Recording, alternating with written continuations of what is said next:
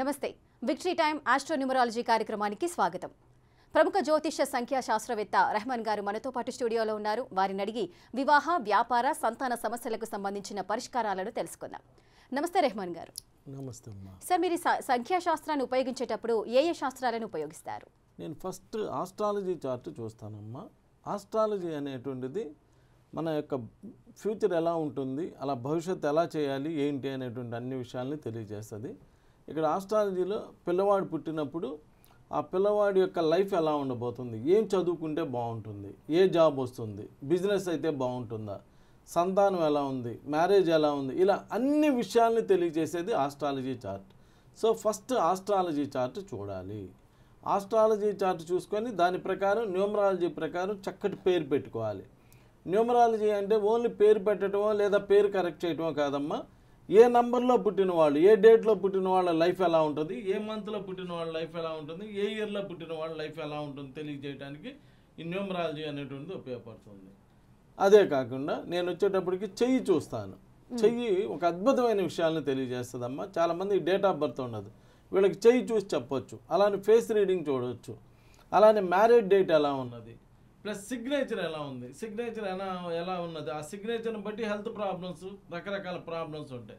ఆ సిగ్నేచర్ అనేటువంటిది ఎలా చేస్తారు, అలానే పేరు ప్రొనౌన్సియేషన్ ఎలా ఉన్నది, ఇలా అన్ని రకాల శాస్త్రాలు చూస్తాను నేను. ఇక్కడ astrology, numerology, palmistry, graphology, face reading, signature analysis, pronunciation, ఇవన్నీ చూసి వాళ్ళ యొక్క లైఫ్ ఎలా ఉంటుంది, ఏంటి అనేటువంటి అన్ని విషయాలు కూడా చెప్పడం జరుగుతుందమ్మా. రెహమాన్ గారు ఇందాక 29 గురించి చెప్పారు, అలాగే 31 గురించి కూడా తెలియజేయండి. 31 చూడమ్మా, ఈ నంబర్లకి ఒక్కొక్క నంబర్కి ఒక్కొక్క గొప్పతనం ఉందమ్మా. 31 3 + 1 4. రాహు, పాము, వివాహ, వ్యాపార, సంతాన సమస్యలు ఏర్పాటు చేస్తాడు. 31 people having names in this number will not live under the control of others. ఎవరి మాట వినటానికి, ఎవరి కింద పని చేయటానికి ఇష్టపడరంట. అటప్పుడు భర్త మాట కూడా వినరు. ఆటోమేటిక్ డిస్టర్బెన్స్ కదా. They will accumulate knowledge of everything, they exaggerate even small things అంట. మంచినీళ్ళు తీసుకురా అంటే టీవీ అన్నా పగలాలంట, రిమోట్ అన్నా పగలాలంట. అంత సీవియర్గా ఉంటుంది యాక్షన్స్. దే ఏమన్నాడు, they exaggerate even small things, చిన్న చిన్న విషయాల్లో. నువ్వు నన్ను మంచినీళ్ళు తెమ్మని అంతటి వాడివా, అలా ఉంటాయంట వాళ్ళ ఆలోచన విధానం, వాళ్ళ ఇది అంతా కూడా అలా ఉంటుందంట. నా మాట ఎవరు నమ్మొద్దమ్మా. నేను మళ్ళీ చెప్తున్నా, అందరి చేతుల్లో ఫోన్లు ఉన్నాయి, ప్రపంచం ఉందా మీ చేతిలోనే ఉందని చెప్తున్నారు కదా. సినిమా యాక్టర్ కృష్ణ గారి డేట్ ఆఫ్ బర్త్ అడగండి, 31. ఆయన అప్పట్లో అప్కమింగ్ హీరో. అప్పుడు అప్కమింగ్ హీరోగా ఉన్నవాళ్ళు ఎవరు కూడా తొందరపడి లైఫ్ని డిస్టర్బ్ చేసుకోరు. అలా ఏమన్నా సెకండ్ మ్యారేజ్ ఇలా అయితే మళ్ళీ డిస్టర్బ్ అవుతుందని ఆలోచిస్తారు. కానీ ఆయన 31, ఆయన ఎర్లీ ఏజ్లోనే 2వ మ్యారేజ్ చేసుకోవాల్సి వచ్చింది. ఆ తర్వాత ఆయన డెవలప్ అయ్యాడు, అది వేరే విషయం. 31 వాళ్ళకి సెకండ్ మ్యారేజ్ బాగా సక్సెస్ అవుతున్నాయి. కొంతమందికి సెకండ్ మ్యారేజెసే బాగా, ఇప్పుడు నాగార్జున గారికి కూడా సెకండ్ మ్యారేజ్ చాలా బాగా సక్సెస్ అయింది కదా. ఇలా అవుతాయి. అంటే ఇక్కడ 31లో పుట్టిన, మొత్తం డేటు, మంత్, ఇయర్ కలిపితే 31 వచ్చిన,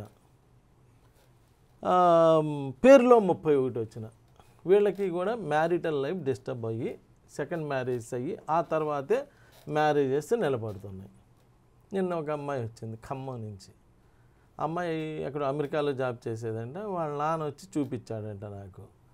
చూపించగానే ఈ అమ్మాయికి మ్యారేజ్ డిస్టర్బ్ అవుతుందండి, దయచేసి మ్యారేజ్ చేసే ముందు నాకు చెప్పి చేసుకోండి అని చెప్పానంట. అప్పుడు ఎప్పుడో చెప్పేసాం, అయిపోయింది. మనం గుంటూరులో ఉన్నాం, హైదరాబాద్లో ఉన్నాం. ఆ అమ్మాయికి చెప్పి ఉంటాడు వాళ్ళ నాన్న.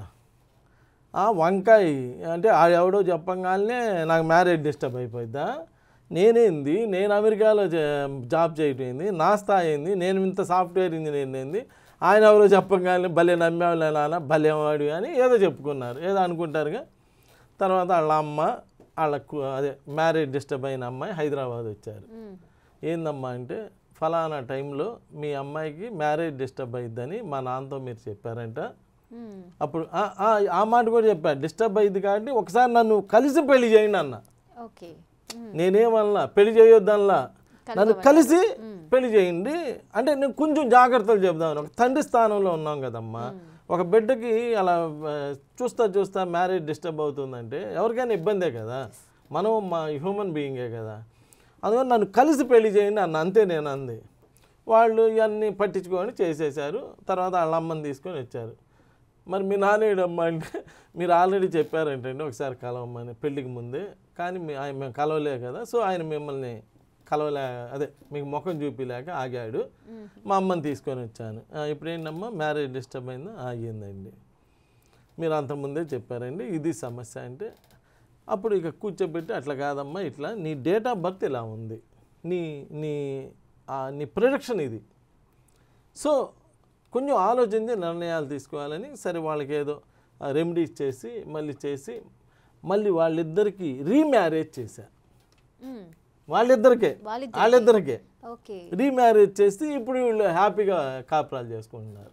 అంటే సెకండ్ మ్యారేజ్ బాగుంటుంది వాళ్ళకి, అందువని వాళ్ళిద్దరినే రీమ్యారేజ్. అసలు సమస్య ఏందో తెలుసా, అసలు ఏంటి సార్? సబ్బును షాంపూ. ఆమె చెప్పిన రీజన్, ఆ వేరే ఒక షాంపూ వాడిద్దంటే వీళ్ళ ఇంట్లో ఇంకో షాంపూ ఉంది, ఆమె ఒక సబ్బు వాడిద్దంటే వీళ్ళ ఇంట్లో వేరే సబ్బు ఉంది, అదే సమస్య. అంటే they exaggerate even small things అన్నాను కదా.